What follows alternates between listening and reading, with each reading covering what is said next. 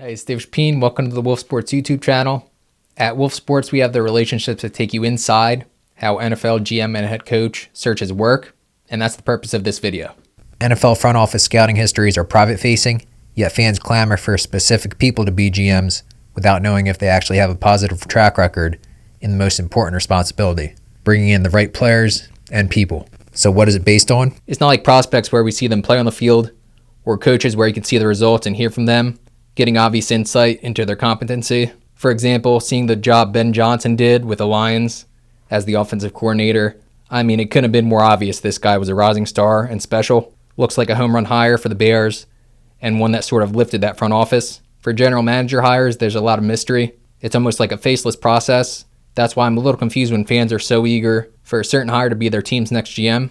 What do we really know about the candidates aside from the organization they're from and their work history? We're not seeing their public scouting track record over the years. For all we and team owners know, they're terrible scouts. For example, it would be easy to hide behind an organization having success. A few years ago, when everyone realized the Bills went out on a limb relative to the consensus and got a major superstar in Josh Allen, it led to some typical, quote, executive from Buffalo being mentioned for basically every GM opening. Credit on a decision like that is often unknown, but a team rising to a near elite level, like Buffalo, despite no Super Bowl yet, has done, thanks in large part to getting Allen, is a rising tide that lifts all boats. Certainly, the interviews play a massive role in GMs getting hired. They are tasked with presenting their vision for the team, how to build a roster the right way, and the type of football that wins games and sustains success. But they can also hide behind the organization they were with and the lack of any public track record to point to. I'm sure in many cases, charm and even lying can get a GM hired. Basically, it comes down to relationships and how other people speak of you around the league. That, sadly, leaves a lot of great options out of the mix, particularly free thinkers, or frankly, the type of people that sort of go about their business and maybe aren't super ruthless in the corporate world. But sometimes it is genuinely just being friends with other top executives who can find channels for recommending a friend to land a GM interview. We aren't going to do a deep dive on the rampant nepotism today, but obviously breaking into and then rising up in the NFL isn't much of a meritocracy. So what else drives the talk about top general manager candidates? It's very simple.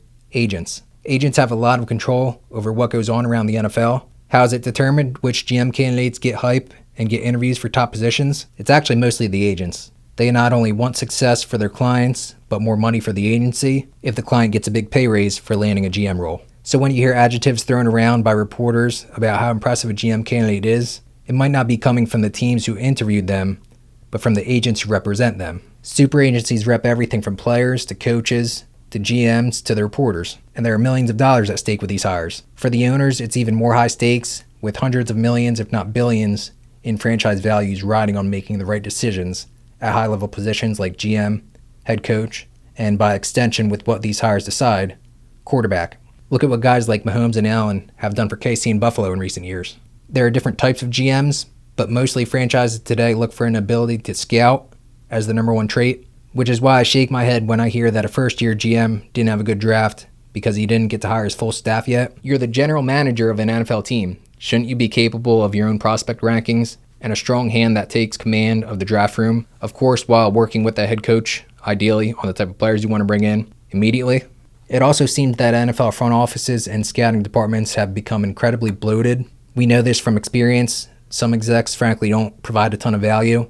Every little bit can be the difference in winning a Super Bowl or not, but Bill Belichick used a lean staff in New England, which worked out pretty well. As for the scouts, a lot of what they do is taking background work on prospects, talking to coaches and teammates about players, that type of thing. You've probably heard a lot about this. What about the advisory firms that consult NFL organizations on general manager and head coach hires?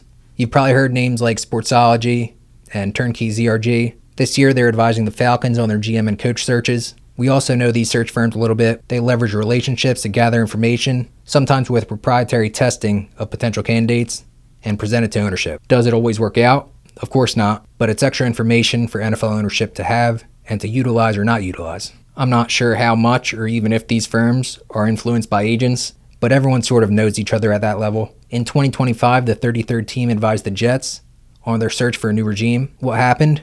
Rick Spielman, the former GM of the Vikings, went from advising the Jets with the 33rd team to joining the franchise in a full-time role after they hired Darren Muge as the GM and Aaron Glenn as the head coach.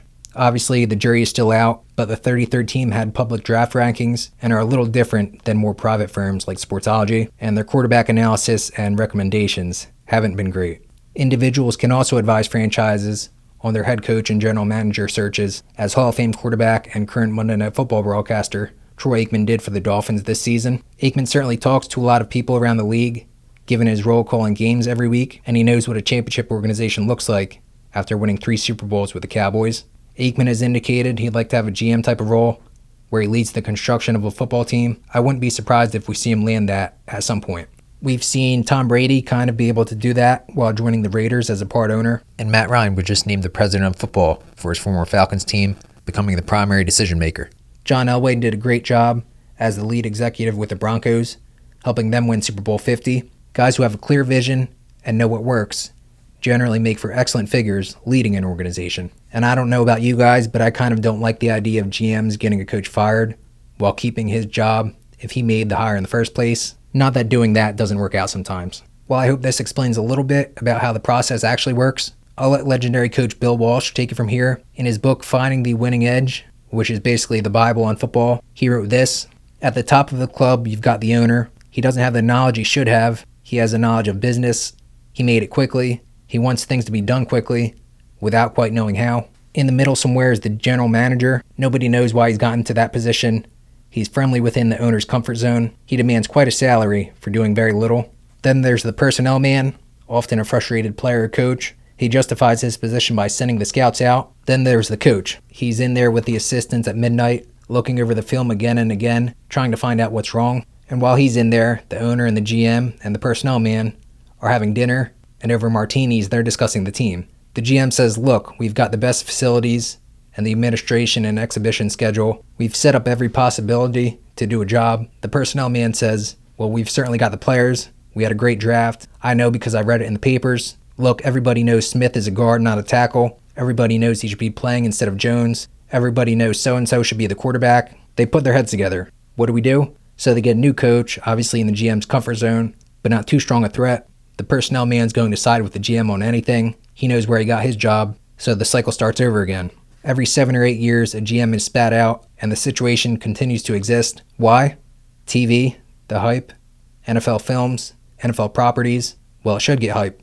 It's a great sport, but it's sure tough on coaches. So that quote was from a few decades ago, somewhat dated to some extent with talk of the GM and the personnel man. They're kind of one and the same today with, for the most part, again, GMs being targeted for a scouting background that they're supposed to have. I really maybe could have just had this video be the Walsh quote and leave it at that. He puts things so simply and straightforward with a touch of natural comedy, and most of all, it's the truth. Maybe I'm wrong. Is there something that excites you about GM candidates, even though their track records of scouting aren't public?